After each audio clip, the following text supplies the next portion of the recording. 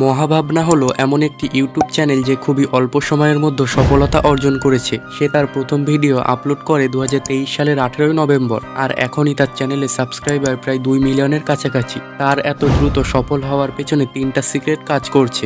আপনারা আমাকে শুধু কিছু মিনিট সময় দিন, আমি আপনাদেরকে সেই 3টা সিক্রেট সম্পর্কে বিস্তারিত বলছি, তাই সময় ও ধৈর্য নিয়ে ভিডিওটি দেখতে থাকুন। So let start. মহাভাবনার সিক্রেট 3টি হলো: নাম্বার 1 তার ইউনিক স্টোরি, নাম্বার 2 তার ইউনিক ইমেজ, নাম্বার 3 তার ইউনিক এডিটিং। তো মহাভাবনার মতো ভিডিও তৈরি করার জন্য আমরা 3টি স্টেপ ফলো করব। স্টেপ নাম্বার 1, প্রথম স্টেপে আমরা দেখব মহাভাবনা কিভাবে ইউনিক স্টোরি কালেক্ট করে। তো আমি অনেক খোঁজার পর জানতে পারলাম যে মহাভাবনা চ্যানেলের মালিকের ছোটবেলা থেকেই ইউনিক গল্প বলার প্রতিভা আছে। যাই হোক, সকলের সব ধরনের প্রতিভা থাকে না, তাই আমরা কোনো বই বা অন্য কোনো জায়গা থেকে গল্প কালেক্ট করতে পারি। তো আমি গল্প কালেক্ট করার জন্য চলে আসবো চ্যাটজিপিটি এর কাছে।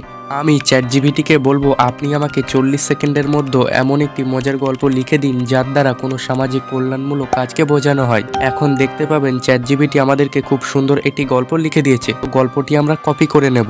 তারপর গল্পটিকে আবার চ্যাটজিপিটি এর কাছে পেস্ট করে নিচে আমরা লিখব, এই গল্পটিকে আরো মজাদার ও আরো সুন্দর করে দিন। তারপর দেখতে পাবেন চ্যাটজিপিটি এর খেলা। তো এখন গল্পটি আপনারা নোট করে নিন। স্টেপ নাম্বার 2, দ্বিতীয় নাম্বার স্টেপে আমরা ইমেজ কালেক্ট করব। তো এই জন্য আমরা ক্রোম ব্রাউজারে চলে এসে সার্চ করব বিইং ইমেজ ক্রিয়েটর। তারপর এই ওয়েবসাইটটিতে জিমেল দিয়ে সাইন আপ করে নেবেন। এখন আমরা আমাদের গল্প অনুযায়ী ইমেজ জেনারেট করে নেব। তো আমাদের গল্পের প্রথমে যেমন রয়েছে, একদিন গ্রামের মাঠে একটি বিশাল গাছ ভেঙে পড়েছিল আর সেটা পড়েছিল রাস্তার উপরে। তো আমরা ইমেজ ক্রিয়েটরে এই লাইনটি এখানে লিখে দেব। তারপর জেনারেট বাটনে ক্লিক করলে দেখতে পাবেন কিছুক্ষণের মধ্যে এআই আমাদেরকে 4টি ফটো জেনারেট করে দিয়েছে। তো এখন পাশে 3 ডটে ক্লিক করে ছবিগুলি আমরা ডাউনলোড করে নেব। স্টেপ নাম্বার 3, দ্বিতীয় নাম্বার স্টেপে আমরা মহাভাবনার মতো ভিডিও এডিটিং করব। এক্ষেত্রে মহাভাবনা ব্যবহার করেন ক্যাপকাট, কিন্তু আমি আপনাদেরকে প্রায় একই রকমের এডিটিং করে দেখাবো ইনশর্ট দিয়ে। এই জন্য আমাদের আপলোড করা ছবিগুলি ইনশর্টের ভেতরে ইনপুট করে নেব। তারপর আমাদের গল্প অনুযায়ী এখানে ছবিগুলি পরপর সাজিয়ে নেব। এখন আমরা ভয়েস ওভার করে নেব এবং মহাভাবনার ব্যাকগ্রাউন্ড মিউজিকটা সেট করে দেব।